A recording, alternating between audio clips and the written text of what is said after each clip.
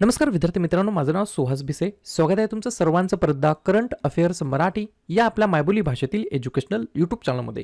विद्यार्थी मित्रांनो, आज आहे 17 जुलै 2026. आजच्या दिवसाचे जेवढेही चालू घडामोडीचे महत्त्वाचे टॉप प्रश्न बनत असतील ते सर्व प्रश्न आपण या व्हिडिओच्या माध्यमातून पाहणार आहोत. तरी सर्वप्रथम आपण जर नवीन असाल, पहिल्यांदा या चॅनलवरील व्हिडिओ पाहत असाल तर चॅनलला या ठिकाणी अवश्य सबस्क्राईब सुद्धा करून घेऊ शकता. ठीक आहे, चला तर मग आपण आजच्या व्हिडिओला सुरुवात करूया. त्या अगोदर कालच्या व्हिडिओमध्ये जो काही शेवटचा प्रश्न विचारला होता त्या प्रश्नाचं उत्तर जाणून घेऊया. काय होता प्रश्न? जगातील पहिले आठवड्यातून एकदा घ्यायचे वन्स इन अ वीक इन्सुलिनचे औषध अहेबली कोणत्या देशामध्ये सादर करण्यात आलेलं आहे? तर बऱ्याच विद्यार्थी मित्रांनी अगदी योग्य उत्तर टाईप करून सांगितलं आहे. पर्याय क्रमांक सी, आपला प्यारा भारत देश हे या प्रश्नाचं योग्य उत्तर असणार आहे. तर भारत देशाच्या अंतर्गत या ठिकाणी जगातील पहिले world's first ones take in a week नावाचं जे काही आहे इन्सुलिनचं औषध अहेबेली हे या ठिकाणी सादर करण्यात आलं आहे भारत देशाच्या अंतर्गत. क्लिअर? आता पाहूया विद्यार्थी मित्रांनो, प्रश्न क्रमांक पहिला. टोटल संपूर्ण व्हिडिओमध्ये 12 प्रश्न असतील. सुरुवातीपासून शेवटपर्यंत व्हिडिओ प्रामाणिकपणे पाहण्याचा प्रयत्न करा. एक एक प्रश्न महत्त्वाचा आहे, तुम्ही कोणत्याही परीक्षेची तयारी करा. प्रश्न क्रमांक पहिला काय आहे? CSIR IICTने भारताचे पहिले स्वदेशी हरित रेफ्रिजरंट तंत्रज्ञान कोठे विकसित केलेलं आहे? प्रश्न क्रमांक पहिल्याचं योग्य उत्तर आहे पर्याय क्रमांक बी, IIT हैदराबाद हे या प्रश्नाचं योग्य उत्तर असणार आहे. 2 पॉइंट लिहून घ्या. भारताचे पहिले स्वदेशी हरित रेफ्रिजरंट तंत्रज्ञान हैदराबाद येथील CSIR Indian institute of chemical technology मध्ये विकसित करण्यात आलं आहे. हे पर्यावरणपूरक रसायन रेफ्रिजरेटर, एअर कंडिशनर आणि वाहनांच्या कूलिंग सिस्टम मधील पारंपरिक अत्यंत प्रदूषणकारी रेफ्रिजरंटची जागा घेण्यासाठी तयार करण्यात आलेला आहे. बरोबर? तर IIT हैदराबादने या ठिकाणी विद्यार्थी मित्रांनो काय केलेलं आहे? तर भारताचे पहिले स्वदेशी हरित रेफ्रिजरंट तंत्रज्ञान टेक्नॉलॉजी या ठिकाणी विकसित केलेली आहे. या ठिकाणी आपली जी काही 6 महिन्याची PDF आहे, बरेच जणांनी मला मेसेज केले आहेत काल की सर कुठून कुठपर्यंत आहे. तर लक्षात घ्या, मी दररोज सांगत आहे 1 जानेवारी 2026 पासून या ठिकाणी जून 2026 पर्यंत या संपूर्ण 6 महिन्याचे या ठिकाणी चालू घडामोडीचे वन लाइनर फॉर्मॅटमध्ये तुम्हाला प्रश्नोत्तर मिळणार आहेत. हे कसे घ्यायचे? तर मोबाईलमध्ये फोनपे गुगल पे ओपन करा, हा QR कोड स्कॅन करा, 99 रुपयाचं पेमेंट करा आणि त्याचा स्क्रीनशॉट 96730 58 600 या व्हॉट्सअप नंबरला स्क्रीनशॉट पाठवा. 15 ते 20 मिनिटांमध्ये तुम्हाला PDF दिली जाईल, ज्याची तुम्ही बॅक टू बॅक झेरॉक्स काढून घेऊ शकता. पुढचा प्रश्न. कोणत्या भारतीय महिला शास्त्रज्ञाला लंडनच्या रॉयल सोसायटीच्या फेलो FRS म्हणून औपचारिकपणे समाविष्ट करण्यात आलेलं आहे? 2 नंबरच्या प्रश्नाचं योग्य उत्तर आहे पर्याय क्रमांक डी, सौम्या स्वामीनाथन असं त्यांचं नाव आहे. काय नाव आहे? सौम्या स्वामीनाथन असं त्यांचं नाव आहे. या भारतीय महिला शास्त्रज्ञाला लंडनच्या रॉयल सोसायटीच्या फेलो म्हणून औपचारिकपणे या ठिकाणी समाविष्ट करण्यात आलेलं आहे. यांच्याबद्दल 2-3 पॉइंट्स आहेत ते लिहून घ्या. 2019 मध्ये प्राचार्य गगनदीप कांग यांच्यानंतर सौम्य स्वामीनाथन या ही फेलोशिप मिळवणाऱ्या दुसऱ्या भारतीय महिला शास्त्रज्ञ ठरलेल्या आहेत. लक्षात घ्या, पहिले कोण आहेत? गगनदीप कांग. दुसरे कोण आहेत?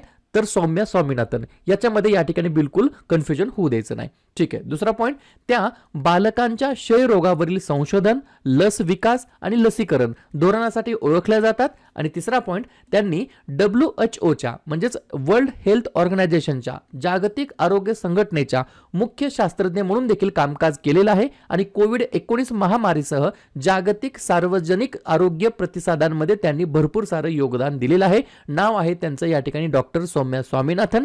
त्यांना या ठिकाणी फेलोशिप देण्यात आलेली आहे. ही गोष्ट मला लक्षात ठेवायची आहे. ठीक आहे. पुढचा प्रश्न, प्रश्न क्रमांक 3. पहिली ICAI ग्लोबल ऑर्बिट समिट 2026 कोठे आयोजित करण्यात आली होती?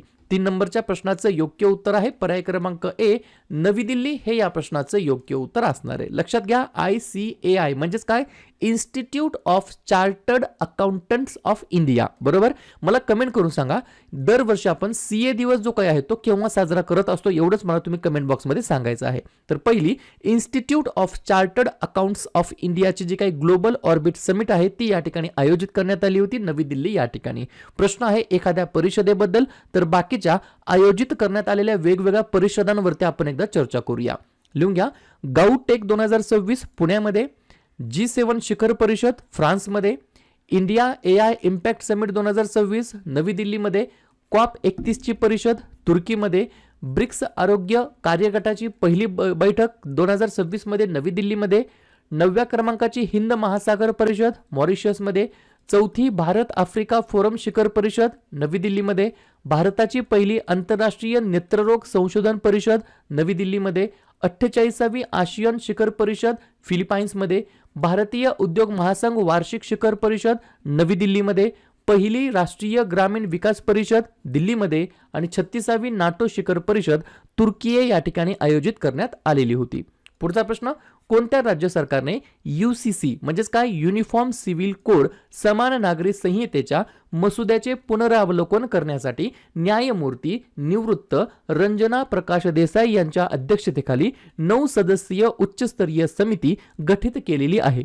चौथ्या नंबरच्या प्रश्नाचं योग्य उत्तर आहे पर्याय क्रमांक सी, पश्चिम बंगाल हे या प्रश्नाचं योग्य उत्तर असणार आहे. एक पॉइंट लिहून घ्या.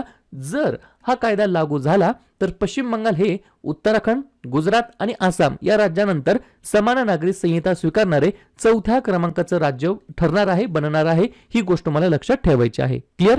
या ठिकाणी पर्याय क्रमांक सी, पश्चिम बंगाल हे या प्रश्नाचं योग्य उत्तर असणार आहे.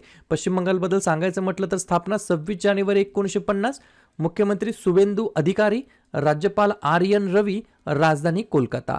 3 महत्वाचे राष्ट्रीय उद्यान सुंदरवन, गोरुमारा, जलदपारा आणि 3 महत्वाचे धरण फरक्का, दुर्गापूर, कागज बाटी. पुढचा प्रश्न, प्रश्न क्रमांक 5वा, चीनमधील ओर्डोस या ठिकाणी आयोजित पहिल्या आशियाई 23 वर्षाखालील ॲथलेटिक्स चॅम्पियनशिप 2026 मध्ये भारताने एकूण किती पदके जिंकलेली आहेत? 5व्या नंबरच्या प्रश्नाचं योग्य उत्तर आहे पर्याय क्रमांक डी, माफ करा पर्याय क्रमांक बी. 16 पदके या ठिकाणी आपल्या प्यारा भारताने जिंकलेली आहेत. या 16 पदकांमध्ये 3 सुवर्ण, 4 रौप्य आणि 9 कांस्य पदकांचा समावेश होता. या उत्कृष्ट कामगिरीसह भारताने पदक तालिकेमध्ये 4था क्रमांक पटकावलेला आहे. अंडर 23 ॲथलेटिक्स चॅम्पियनशिप 2026 जी की चीनमधील ऑर्डोस या ठिकाणी आयोजित करण्यात आलेली होती. लक्षात घ्या, आयोजन कुठे करण्यात आलं होतं तर चायनामध्ये. 1 नंबरला कोण आलं या पदक तालिकेमध्ये तर चायना. चायनाने एकूण किती पदके जिंकली तर 52. 52 पैकी 23 सुवर्ण आहेत, 17 रौप्य आहेत, 12 कांस्य आहेत. 2 नंबरला जपान आहे. जपानने एकूण 22 पदके, त्याच्यामध्ये 7 सुवर्ण, 8 रौप्य आणि 7 कांस्य. भारताचा क्रमांक 4था आहे. 16 पदके, त्याच्यामध्ये 3 सुवर्ण, 4 रौप्य आणि 9 कांस्य. भारतानंतर कतार आहे या ठिकाणी 5व्या क्रमांकावरती, 8 पदके, 3 सुवर्ण, 2 रौप्य, 3 कांस्य. ही पदक तालिका, ही सिक्वेन्स तुम्हाला लक्षात ठेवायची आहे. पुढचा प्रश्न, प्रश्न क्रमांक 6वा, महिला समृद्धी योजनेचे नवीन नाव काय असणार आहे? 6व्या नंबरच्या प्रश्नाचं योग्य उत्तर आहे या ठिकाणी पर्याय क्रमांक डी, दिल्ली समृद्धी योजना. लक्षात घ्या, दिल्ली समृद्धी योजना. या योजनेअंतर्गत 21 ते 60 वयोगटातील पात्र महिलांना दरमहा 2,500 रुपयाची आर्थिक मदत दिली या ठिकाणी जाणार आहे. ठीक आहे. या ठिकाणी प्रश्न आहे एखाद्या बदललेल्या नावाबद्दल. तर बाकीचे जे काही वेगवेगळे नामकरण झालेले आहेत रिसेंट काही कालावधीमध्ये, त्याच्यावरती आपण एकदा रिव्हिजन टाकूया. महाराष्ट्रातील इस्लामपूरचं नाव ईश्वरपूर, पोर्ट ब्लेअर शहराचं नाव बदलून श्री विजयपुरम, अहमदनगर रेल्वे स्थानकाचं नाव बदलून अहिल्यानगर रेल्वे स्थानक, नवी मुंबई आंतरराष्ट्रीय विमानतळाचं नाव लोकनेते DB पाटील आंतरराष्ट्रीय विमानतळ करण्यात आलं. अखिल भारतीय फुटबॉल महासंघाचं नाव बदलून football federation of Bharat, 7 racecourse रोडचं नाव बदलून लोककल्याण मार्ग, राजभवनचं नाव बदलून लोकभवन, कर्मचारी भवनचं नाव बदलून कर्तव्य भवन, राजपथाचं नाव बदलून कर्तव्य पथ, सेंट्रल विस्टा पुनर्विकास क्षेत्राचं नाव बदलून कर्तव्य भवन क्षेत्र आणि महिला समृद्धी योजनेचं नाव बदलून दिल्ली लक्ष्मी योजना. पुढचा प्रश्न, प्रश्न क्रमांक 7वा, दरवर्षी आंतरराष्ट्रीय न्यायासाठी जागतिक दिवस केव्हा साजरा करण्यात येत असतो? 7व्या नंबरच्या प्रश्नाचं योग्य उत्तर आहे पर्याय क्रमांक सी, 17 जुलैला दरवर्षी या ठिकाणी विद्यार्थी मित्रांनो आंतरराष्ट्रीय न्यायासाठी जागतिक दिवस म्हणून आपण साजरा करत असतो. 2 पॉइंट आहेत ते लिहून घ्या. हा दिवस 17 जुलै 1998 रोजी रोम संविधानाचा, रोम स्टॅच्यूटचा स्वीकार केल्याचा सन्मानार्थ या ठिकाणी पाळला जातो. हाच तो ऐतिहासिक करार होता ज्याद्वारे आंतरराष्ट्रीय गुन्हेगारी न्यायालयाची म्हणजेच ICC इंटरनॅशनल क्रिमिनल कोर्टची या ठिकाणी स्थापना करण्यात आली आहे. दोन्ही गोष्टी तुम्हाला रिव्हिजनच्या स्वरूपामध्ये घ्यायच्या आहेत. क्लिअर? तर 17 जुलैला दरवर्षी आंतरराष्ट्रीय न्यायासाठी जागतिक दिवस म्हणून आपण साजरा करत असतो.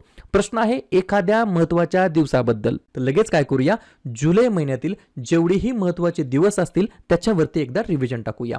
1 जुलैला भरपूर दिवस आहेत जसं की राष्ट्रीय डॉक्टर दिवस, राष्ट्रीय टपाल कामगार दिवस, CA दिवस, GST दिवस, वसंतराव नाईक यांची जयंती, महाराष्ट्र कृषी दिवस आणि SBI स्थापना दिवस. 2 जुलै जागतिक क्रीडा पत्रकार दिवस.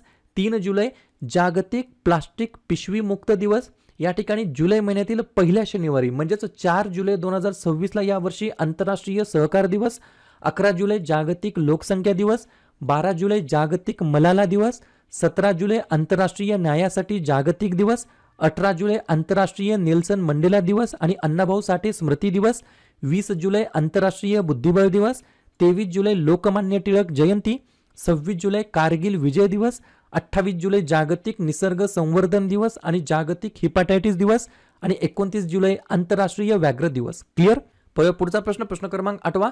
कोणत्या राज्य सरकारने जुलै 2026 मध्ये 472 कोटी किमतीचे जप्त केलेले अंमली पदार्थ नष्ट करण्यासाठी राज्यव्यापी अंमली पदार्थ विल्हेवाट मोहीम या ठिकाणी सुरू केलेली आहे? 8व्या नंबरच्या प्रश्नाचं योग्य उत्तर आहे पर्याय क्रमांक B, आसाम हे या प्रश्नाचं योग्य उत्तर असणार आहे. बरोबर. तर आसाम राज्याच्या अंतर्गत या ठिकाणी जुलै 2026 मध्ये जवळपास 450 कोटीपेक्षा जास्त किमतीचे जप्त केलेले अंमली पदार्थ नष्ट करण्यासाठी पूर्ण राज्यव्यापी अंमली पदार्थ विल्हेवाट नावाचं कॅम्पेन मोहीम या ठिकाणी सुरू करण्यात आलेली आहे. आसाम स्थापना 26 जानेवारी 1950. मुख्यमंत्री हिमंता बिस्वा शर्मा. राज्यपाल लक्ष्मण प्रसाद आचार्य. तर राजधानी आहे दिसपूर.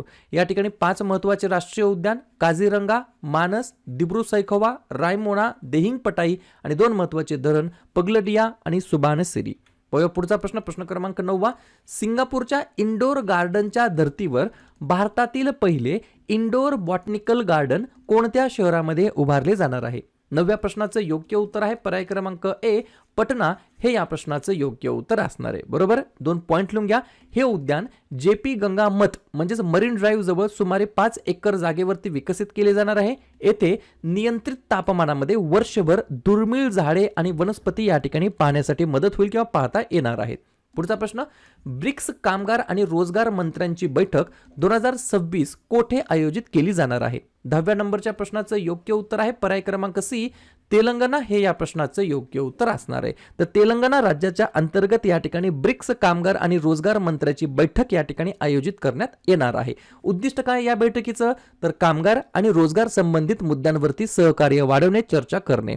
ब्रिक्स या ठिकाणी हा काय आहे? तर हा उदयोन्मुख अर्थव्यवस्थांचा एक प्रमुख आंतरराष्ट्रीय गट आहे, ज्याच्यामध्ये सध्याचे सदस्य देश किती आहेत? 11. कोणकोणते? ब्राझील, रशिया, चीन, दक्षिण आफ्रिका, इजिप्त, इथिओपिया, इराण, संयुक्त अरब अमिराती, इंडोनेशिया, सौदी अरेबिया आणि आपला प्यारा भारत देश. बरोबर. आता या ठिकाणी ही जी काही बैठक आहे, मीटिंग आहे, याची थीम काय 2026 साठी? तर लिहून घ्या, building for resilience, innovation, collaboration and sustainability. Clear? तर पर्याय क्रमांक C, तेलंगणा हे या प्रश्नाचं योग्य उत्तर असणार आहे. जाता जाता तेलंगणाबद्दल चर्चा करून जाऊया. स्थापना 2 जून 2014. मुख्यमंत्री रेवंत रेड्डी. राज्यपाल शिवप्रताप शुक्ला. राजधानी हैदराबाद. 2 महत्त्वाचे राष्ट्रीय उद्यान मृगावानी, महावीर हरिना आणि 2 महत्त्वाचे धरण सिंगूर आणि पोचोरम. पुढचा प्रश्न, उत्तराखंड राज्याच्या पहिल्या भौगोलिक संकेत उत्पादन गॅलरीचे उद्घाटन 13 जुलै 2026 रोजी कोणत्या शहराच्या अंतर्गत झालेलं आहे? 11व्या नंबरच्या प्रश्नाचं योग्य उत्तर आहे पर्याय क्रमांक D, हल्द्वानी नावाचं एक या ठिकाणी शहर आहे. त्या शहराच्या अंतर्गत उत्तराखंडच्या पहिल्या GI टॅग जे काही उत्पादन गॅलरी आहे, बरोबर की नाही, भौगोलिक संकेत उत्पादन गॅलरीचं उद्घाटन करण्यात आलेलं आहे हल्द्वानी या ठिकाणी. जाता जाता उत्तराखंडबद्दल सुद्धा आपण चर्चा करून जाऊया. स्थापना झाली 9 नोव्हेंबर 2000 साली. मुख्यमंत्री आहेत पुष्कर सिंह धामी. राज्यपाल आहेत गुरमीत सिंह. राजधानी आहे देहराडून. 5 महत्त्वाचे राष्ट्रीय उद्यान Jim Corbett, Rajaji, valley of flowers, Nandadevi आणि गंगोत्री आणि 2 महत्त्वाचे धरण टेहरी आणि कोटेश्वर. क्लिअर? शेवटचा प्रश्न, मुंबईच्या बेस्ट बसने 15 जुलै 2026 रोजी किती वर्ष पूर्ण केलेली आहेत? तर या ठिकाणी बेस्टने जवळपास पर्याय क्रमांक C, 100 वर्षाचा टप्पा या ठिकाणी पूर्ण केलेला आहे. ही बस सेवा ॲक्च्युअलमध्ये सुरू झाली होती 15 जुलै 1926 म्हणजेच 1926 ला. पहिला बसमार्ग होता अफगाण चर्च म्हणजेच कुलाबा ते क्रॉफर्ड मार्केट. हा मार्ग, ही स्थापना दिवस अत्यंत महत्त्वाचे आहे परीक्षेच्या दृष्टिकोनातून. क्लिअर? तर अशा प्रकारे विद्यार्थी मित्रांनो हे होत आजचे 12 प्रश्न. उपक्रम कंटेंट हा जो काही प्रयत्न आपण सुरू केलाय मराठी भाषेमध्ये कसा वाटतो अवश्य कमेंट करत चला. आणि तुमच्यासाठीचा आजचा खास प्रश्न, भारताचे पहिले उंच प्रदेशातील वैद्यकशास्त्र आणि सार्वजनिक आरोग्य संशोधन केंद्र कोणत्या राज्यामध्ये स्थापन केले जाणार आहे? हरियाणा, राजस्थान, गुजरात की आसाम? तर ज्या पण विद्यार्थ्यांनी या प्रश्नाचं योग्य उत्तर येत असेल त्या प्रश्नाचं उत्तर तुम्ही कमेंट बॉक्समध्ये टाईप करण्याचा प्रयत्न करा. प्रश्नाचं उत्तर चुकू द्या, बरोबर येऊ द्या, काहीच हरकत नाही. ट्राय करणं, प्रयत्न करणं सर्वात जास्त महत्त्वाचं आहे. आणि दुसऱ्या दिवशी येऊन आपण दिलेल्या प्रश्नाचं उत्तर हे बरोबर आलं की चुकलं हे दुसऱ्या दिवशी येऊन नेहमी चेक करणं, अभ्यासामध्ये कन्सिस्टन्सी मेंटेन ठेवणं हे सगळ्यात जास्त महत्त्वाचं ठरणार आहे.